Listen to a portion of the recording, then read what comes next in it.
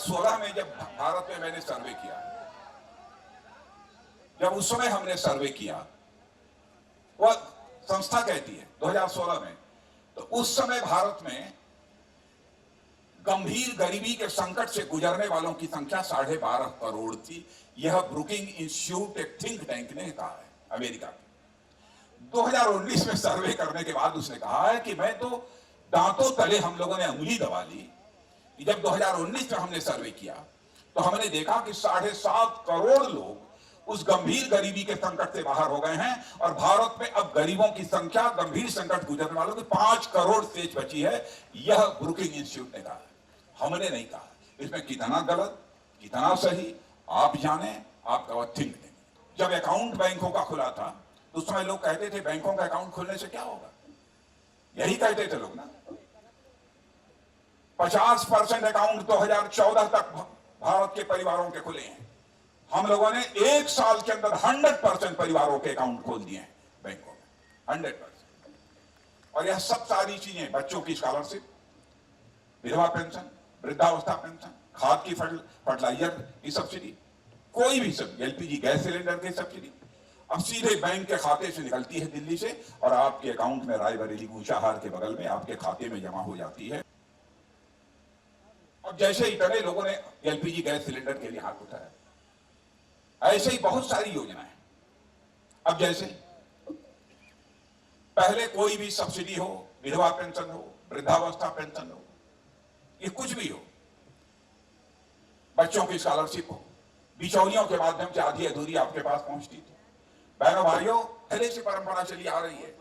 पाकिस्तान गोली चलाता है तो हम सफेद झंडे दिखाते हैं, ऐ पाकिस्तान हम तुमसे लड़ना नहीं चाहते, तुमसे मिल बैठकर बात करना चाहते हैं, फ्लैग मीटिंग करना चाहते हैं और समस्या का समाधान निकालना चाहते हैं। तो मैंने कहा पुरानी परंपरा है।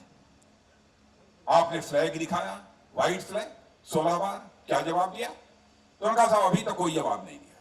मैंने कहा आगे क्या सोचा है? उन्होंने कहा 17वीं बार एक बार और दिखाना चाहता हूं सर, उसके बाद हम लोग सीधी कार्रवाई करेंगे। बहनों भाइयों, इतने में थोड़ा मेरा भी मिजाज गर्म हो गया और उसी लेटे लेटे टेलीफोन पर ही मैंने डायरेक्टर जनरल को कहा मेरा ये स्टैंडिंग ऑर्डर है, एक तो 17वीं बार दिखाया जाएगा, नंबर 1। आगे तक के लिए हमारा आदेश है, दोबारा मैं आदेश नहीं दूंगा। पहली गोली तो भारत की तरफ से नहीं चलनी चाहिए। हम पड़ोसी धर्म का पालन करना चाहते हैं, लेकिन उधर से एक भी गोली चल जाती है तो फिर भारत की गोलियों को गिना नहीं जाना चाहिए। बहनों भाइयों, सीमा पर हालात बदल गए।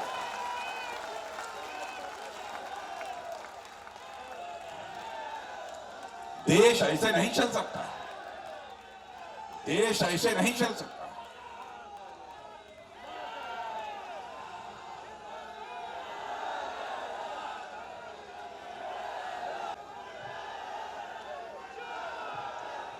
आपने देखा होगा कि हमारे कश्मीर में पुलवामा में सीआरपीएफ के बहादुर जवानों पर, बहनों भाइयों, हमारे सेना और सीएपीएफ और जम्मू कश्मीर पुलिस के जवान जिंदगी हथेली पर लेकर आतंकवाद से लड़ रहे हैं। और एक फिराइन हमले में 42 हमारे सीआरपीएफ के जवानों की जाने गई थी। उस दिन हम लोगों के दिल पर क्या गुजरी थी उसको मैं बता नहीं सकता। प्रधानमंत्री जी के साथ बैठे, बहनों भाइयों, चटपट फैसला हुआ। 13 दिन नहीं बीतने पाए थे कि हमारे एयरफोर्स के जवानों ने भारत की धरती से नहीं, पाकिस्तान की धरती पर जाकर आतंकवादी ठिकाने का सफाया करने में कामयाबी हासिल।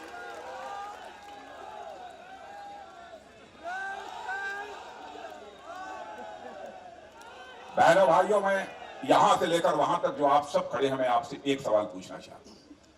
यह पूछा जा रहा है प्रधानमंत्री से, पूछा जा रहा है मुझसे कि बताइए एयरफोर्स के जवानों ने कितने लोगों को मारा? क्या हमारे सेना के जवानों के शौर्य और पराक्रम पर सवालिया निशान लगाने की जरूरत की जा रही है?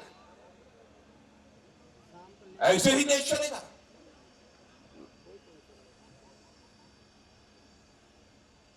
बहादुर जो होता है बहनों भाइयों, लाशें गिराने के बाद आगे बढ़ जाता है, खड़े होकर लाशें नहीं गिनता है कि 1 2 3 4।